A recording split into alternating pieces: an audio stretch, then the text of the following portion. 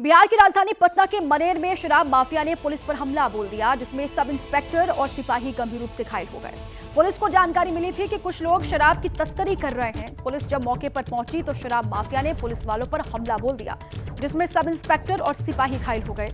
Police ने 2 आरोपियों को गिरफ्तार कर लिया है। बाकी आरोपियों की तलाश वहां पर पुलिस कर रही है। शराब माफिया पर हमले का आरोप है। हमले में सब इंस्पेक्टर और सिपाही जख्मी बताए जा रहे हैं। पटना से यह खबर है। पुलिस ने 2 आरोपियों को गिरफ्तार किया है और जो बाकी आरोपी हैं उनकी तलाश पुलिस वहां पर कर रही है। पटना से यह खबर।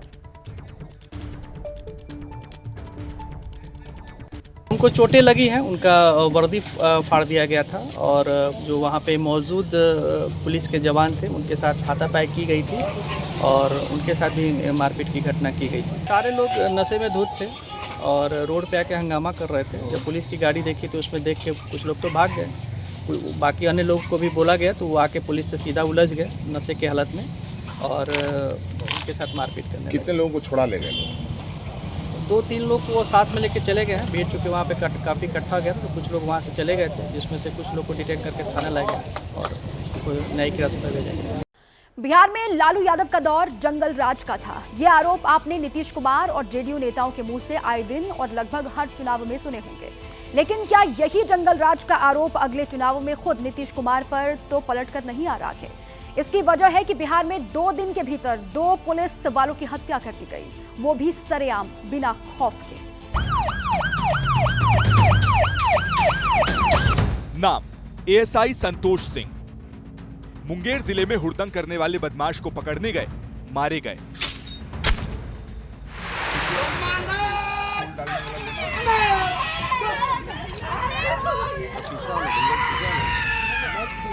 नाम एएसआई राजीव रंजन। अररिया जिले में अपराधी को गिरफ्तार करने गए, भीड़ ने हमला किया, जान चली गई। बिहार के सुशासन राज में 2 दिनों के अंदर 2 पुलिस वालों की मौत के बाद नीतीश सरकार पर कई सवाल उठने लगे हैं। पहला, क्या बिहार में अपराधियों को पुलिस का डर नहीं रहा? दूसरा, क्या बिहार पुलिस को अब ड्यूटी पर डर कर जीना होगा? तीसरा, क्या सुशासन का दावा जंगल राज 2.0 में बदल रहा है? ये सवाल मुंगेर की इस घटना के बाद जन्मे, जिसमें पुलिस होली के दिन हुड़दंग करने वालों को पकड़ने पहुंची थी। आरोप है कि अस्पताल के बेड पर पड़े इस आरोपी ने एएसआई संतोष की जान ली है। मुंगेर जिले के पिपरिया गांव में 2 पक्षों का विवाद हुआ। एक पक्ष ने दूसरे पर हमला किया, एक का सिर फाड़ दिया। दूसरे पक्ष से इत्तला मिलते ही पुलिस की टीम मौके पर पहुंची। तभी हमलावरों ने घर में रखी रॉड से एएसआई पर हमला कर दिया। हिमाकत देखिए, आरोपियों ने एएसआई संतोष की लाश उसी व्यक्ति के घर के बाहर छोड़ी जिसने बचाव के लिए पुलिस बुलाई थी। गए, उसके बाद हमको सोपड़ी वाला है कि चलो ऑटो मामला यहाँ प्रशासन आ गया तो प्रशासन सामने लेगा। यहाँ पर बच्चा बोले मेरी मैडम बोली कि यहाँ पर लाश पर धर दिया है। इसके आगे भी सुनिए कि अपने एएसआई की हत्या के बाद पुलिस वाले अपराधियों से निपटने की बजाय खुद कितने डरे हुए थे। हम दौड़ के गए, उनको बुलाए तो सर वहाँ आपका एक आदमी को मार के मेरे दरवाजे पर रख दिया है। तो फिर वो बोले कि ठीक है, एक प्रशासन गाड़ी आ रही है, तब जाएंगे, अकेला हम कुछ नहीं कर पाएंगे। एएसआई पर हमला करने वाले कितने बेखौफ थे और किस दरिंदगी से उन्होंने एएसआई संतोष की जान ली, इसे डॉक्टर से भी सुनिए। वो यहाँ हमारे अस्पताल के अंदर आए तो वेरी सिक कंडीशन में, बहुत ही सीरियस कंडीशन में यहाँ पे पहुँचे। तो हम लोगों ने देखा तो हमें लगा कि चॉप इंजरी है, लेकिन शार्प इंजरी ब्रेन में बहुत ज़्यादा पड़ी हुई थी। इनका जो सल्की गायरी ब्रेन का होता है वो स्कल्प को तोड़ते हुए बाहर आया था और एक्सेसिव ब्लीडिंग हो रही थी, जिसके कारण मरीज की स्थिति बहुत ही सीरियस थी। उस वक्त तो हमले से खुद पुलिस वाले खौफजदा थे, लेकिन उसके बाद ऑपरेशन बदला शुरू किया। रात भर सर्चिंग के बाद आरोपियों की गिरफ्तारी की, लेकिन गिरफ्तार करके थाने लाते वक्त पुलिस की गाड़ी पेड़ से टकरा गई। मौके का फायदा उठाकर आरोपी भागने लगे तो पुलिस को गोलियां चलाकर उन्हें काबू में करना पड़ा। एक को पैर में गोली मारकर पकड़ा। इस घटना में अभी तक कुल 7 लोगों की संलिप्तता प्रकाश में आई है, जिसमें से 5 लोगों की पुलिस के द्वारा गिरफ्तारी की गई है। एक अभियुक्त जिसका नाम गुड्डू कुमार था, उसको आज पुलिस टीम ले जा रही थी उनकी निशानदेही पे एक दूसरे अभियुक्त की गिरफ्तारी के लिए। उन्होंने गाड़ी से भागने का प्रयास किया, पुलिसकर्मियों का हथियार छीना, पुलिस के ऊपर फायरिंग की। सेल्फ डिफेंस में पुलिस ने भी फायरिंग की, जिसमें उनको एक गोली लगी है, वो भी इलाजरत है। और हम लोग इसको बड़ी सीरियसली ले रहे हैं और इसमें हम लोग जो एक्शन लेंगे वो शीघ्र ही आप लोगों को दिखाई देगा और इसमें जो कार्रवाई होगी वो ऐसी कार्रवाई होगी कि आगे पुलिस पे इस प्रकार के हमले के मामले प्रकाश में नहीं आएंगे। हथकड़ी के साथ स्ट्रेचर पर लेटे इसी शख्स पर आरोप है कि इसी ने एएसआई संतोष पर वार किया था। ये कोई बड़ा अपराधी नहीं, मामूली सा ठेकेदार है। खबर दो पक्षों के झगड़े की थी, लेकिन खबर अब ये बन गई है कि बिहार में अपराधियों से खुद बिहार पुलिस महफूज नहीं है। आम आदमी की तो बात ही क्या। बिहार में कानून व्यवस्था पर सवाल उठ रहे हैं। विपक्ष इससे पहले भी हत्या, लूट, डकैतियों का डेटा रिलीज करके आरोप लगाता रहा है कि सुशासन बस एक जुमला के बिहार में, और नीतीश कुमार से बिहार संभल नहीं रहा।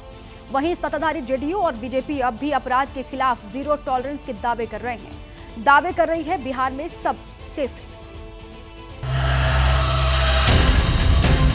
सबसे ज्यादा अगर पुलिस वालों की हत्याएं हुई हैं तो नीतीश जी के राज में ही हुई है। बिहार का लॉ एंड ऑर्डर को ठीक करना, दुरुस्त करना अब इनके बस की बात नहीं रही। इस तरह के मानसिकता को कभी भी बढ़ने नहीं दिया जाएगा।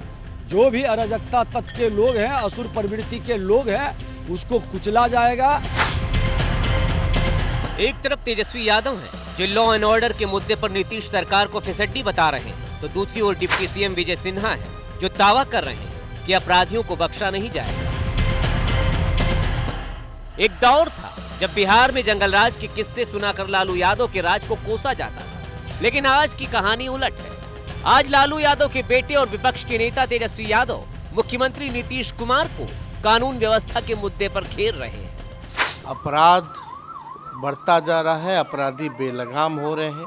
प्रतिदिन 200 हत्याएं हो रही हैं बिहार में। महिलाओं पर अपराध बढ़ता जा रहा है। चोरी, डकैती ये तो मामूली बात हो गई है। उनको जमीन, ग्राउंड रियलिटी से कोई मतलब नहीं है। पहले आरा में दिन दहाड़े ज्वेलरी शोरूम में लूट और फिर एक के बाद एक 2 पुलिस वालों के मर्डर ने नीतीश सरकार को बैकफुट पर धकेल दिया है। लिहाजा सरकार अब एनकाउंटर की बात कर रही है। बिहार को बचाने के लिए जो भी बलिदान देना पड़ेगा, एनडीए सरकार मिल करके लड़ाई लड़ेगी और असुरों की प्रवृत्ति का, अराजकता के माहौल बनाने वाले को कुचलेंगे। बिहार में पूरी तरह से शांति लागू होगा। और ये किसी से नहीं छिपा कि बिहार की पब्लिक जाति के नाम पर जमकर वोट डालती है। शायद यही वजह है कि सरकार को कानून व्यवस्था पर घिरता देख जेडीयू ने अपराधियों की जाति का मुद्दा उछाल दिया। अररिया में जिन लोगों की गिरफ्तारी हुई है, मैं नाम बता देता हूं आपको। ललित कुमार यादव, प्रभु कुमार यादव, प्रमोद यादव, शंभू यादव, कुंदन यादव, ललन यादव। इधर जो पकड़े गए हैं गुड्डू यादव मुंगेर वाले मामले में, हम तो ये भी कनेक्शन ढूंढने का प्रयास कर रहे हैं। आरजेडी के हैं ये लोग। आपका ये कहना है, आपका ये कहना है कि आरजेडी के लोग हैं? इसकी भी तफ्तीश होगी ना भाई, कि कहीं जंगल राज वाले तो नहीं है।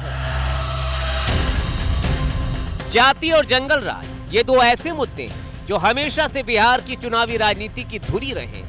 एक बार फिर चुनाव से पहले ये दोनों ही मुद्दे सुर्खियों में हैं। इनका आने वाले चुनाव पर कितना और कैसा असर पड़ता है, ये देखना बहुत दिलचस्प होगा।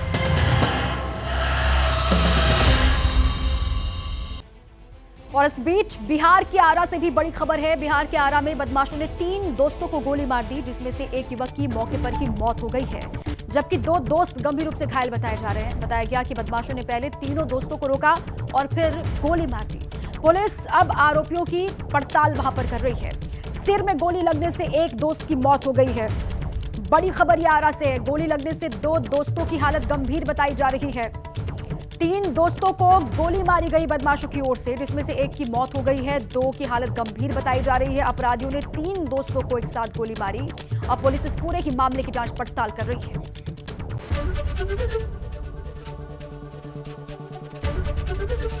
एबीपी गंगा, खबर आपकी, जुबान आपकी।